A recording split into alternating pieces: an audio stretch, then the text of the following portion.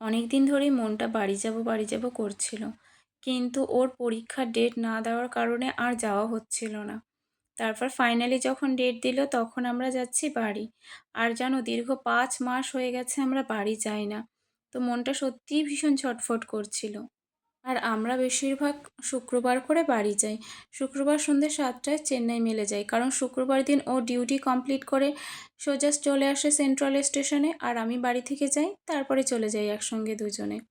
আর রাতের খাবারটা ও বাইরে থেকেই কিনে নিয়েছিল। তো আমরা রাতের খাওয়া দাওয়া সেরে নিয়ে তারপরে বেডশিট পেতে দিয়েছিল ও আমাকে। আমি পড়েছিলাম শুয়ে। আর এবার আমার একটু ভালোই লাগছিল, কারণ প্রতিবার আমরা থার্ড এসিতে যাই, এই প্রথমবার সেকেন্ড এসিতে যাচ্ছিলাম। আর বাইরের ভিউটা দেখো কত সুন্দর না। এই ট্রেনে যেতে যেতে চা খাওয়া আর বাইরের প্রাকৃতিক পরিবেশ দেখা, এই জিনিসগুলো আমার ভীষণ ভালো লাগে। কলকাতা থেকে চেন্নাই যাওয়ার এই ট্রেনের লং জার্নিটা হয়তো অনেকটা কষ্টকর হয়ে যায়, কিন্তু তবুও যখন এই চারিদিকে পাহাড় পর্বত নদী নালা দেখি না, আমার তো খুব ভালো লাগে। আর প্রতিবার ট্রেনে ভিন্ন ভিন্ন ধরনের লোকের সঙ্গে কথাবার্তা খাওয়া দাওয়া, বেশ মজাই কাটে দিন দুটো।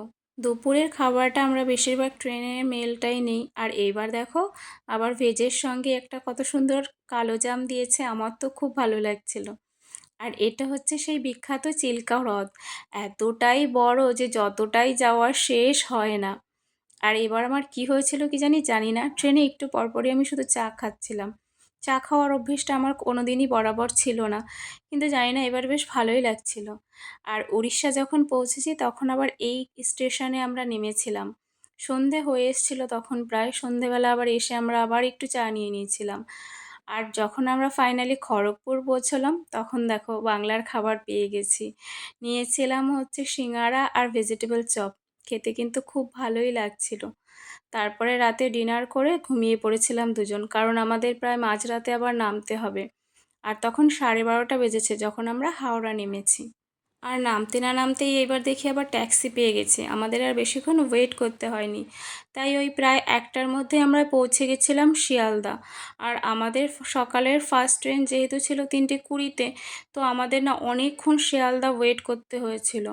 আর এদিকে দেখো দুজন বসে বসে তো বোরিং হয়ে যাচ্ছিলাম যে কখন ট্রেনটা আসবে, একটুও ভালো লাগছিল না। তারপরে ফাইনালি যখন ট্রেন এসেছে তো আমরা উঠে পড়েছিলাম ট্রেনে।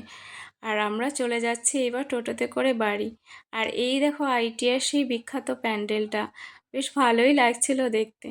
আর এই দেখো এটা হচ্ছে আমার প্রাণের শহর কল্যাণী, যাকে ছাড়া আমার কখনো কোথাও সত্যিই মন লাগে না।